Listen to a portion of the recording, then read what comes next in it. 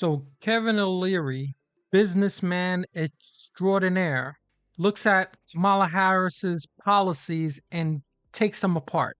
If there's anyone that knows what's going to happen if she implements her plan, it's Kevin, okay? He creates jobs, he's a business owner, he's a mogul, and he understands economics. So let's take a look at him break down everything that she wants to do and see how it will affect all of us. All of this, let's bring in Kevin O'Leary, chairman of O'Leary Ventures and Shark Tank investor. Kevin, great to see you. Thank you for being here. You know, I know you're non-political. You just want common sense to prevail no matter what party.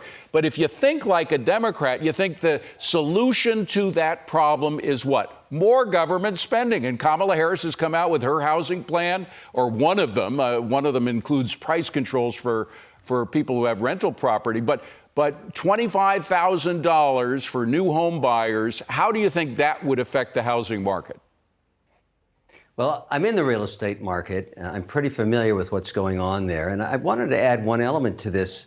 You know, I have over 54 portfolio companies and pretty well split down the middle in terms of men and women CEOs. Some are Democrats, some are Republicans. We need policy. What we pursue is to understand policy so we can make our plans about how we're going to invest in quarter two, quarter three, and onwards next year. We're desperate for policy. We really need it. It's same thing in the real estate market. You know, I need to understand what's going to change on cap gains, on taxation, particularly important when I syndicate $1 billion worth of debt or equity in a real estate project. I'm doing data centers these days. They're up to $3 billion for each campus. We're all waiting for policy because there's a 50-50 chance that Harris is the president. I'm okay with that. I just need to understand what's her policy. And I've never seen a candidate in my life that doesn't do live interviews with the press. I mean, this is unprecedented, where they would ask those questions. I'm very uncomfortable about it. I'm very vocal about it. I've been saying, come out wherever you are and talk to the press live. Well, to get policy, though, you have to ask the right questions, and you have to know what the problem is. The problem with housing, I'm going to simplify it, correct me if I'm wrong, because you know a lot more about it than I do, but the housing problem that we have in the United States, the thing that's jacking up the prices, of course, interest rates are another matter, but is shortage. We have a shortage of supply. A lot of it has to do with the pandemic and other things, but if you have a shortage problem in housing, is this the right way? Is this the right policy, this $25,000 deal, to deal with it? No, that's beyond insane. Think about it. You have a shortage. You then flush more helicopter money from the sky.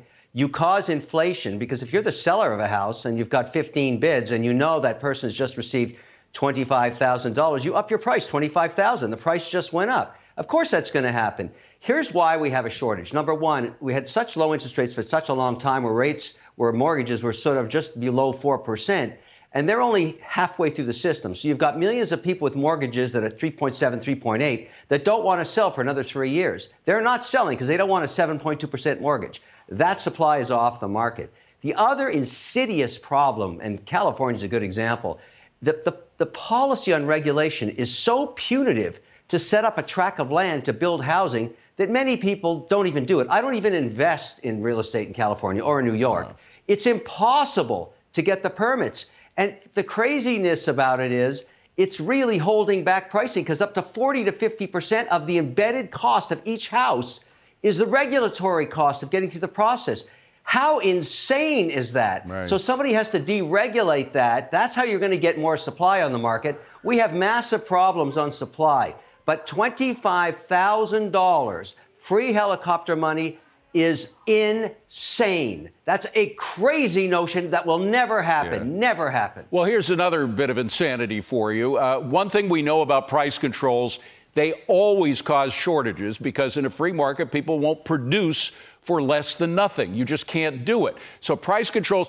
Now, the way she thinks she's going to increase rental properties is through federal price controls of rental. I mean, it's if that doesn't cause a shortage, I don't know what would. No, there's a huge problem with that. And here's what happens to a price control building. No CapEx, no maintenance. It starts to fall apart. There's no incentive for the landowner or the person who built the building to ever spend another dime on it. They just slowly crumble. That Soviet-style pricing.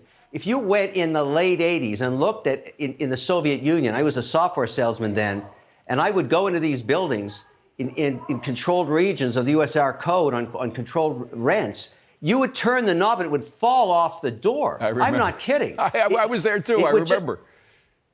So you can't have this idea ever work in America. Controlling prices just doesn't work. It distorts markets, causes inflation, reduces supply, and the capex on buildings collapses. Everything looks like it just was made 100 years ago and falling apart. I don't know where these ideas are coming from. These are really bad ideas. Well, Kevin, I want to squeeze one more in, which is the wealth tax, the taxing unrealized gains on everything. That's first of all, it's been tried more than a dozen times in Europe. Almost all of those have failed terribly. I think there's only one country that still has it out of more than a dozen. And you're taxing unrealized gains on not only stocks but farmland, paintings, gold, whatever you have. Not only is it bad policy because it hasn't worked, but it also increases the intrusive power of big government. They have the right to go into your house, figure out what you have that might have gained that you have to pay more taxes on. I mean, Big Brother writ large, it not only doesn't work, but it also increases an intrusive state, which most people think is already too big. Of all the suggestions I've heard on taxation, I find that the most offensive.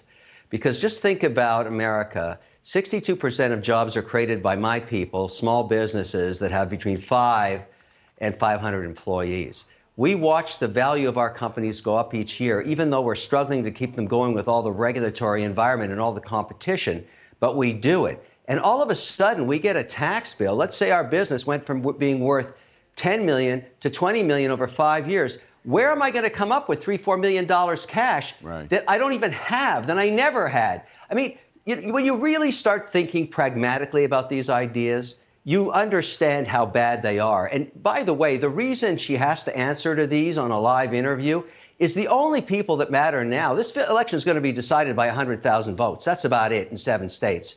Those people are waiting for answers. Forget about the 42, 43 states that are already decided. They've already made up their minds.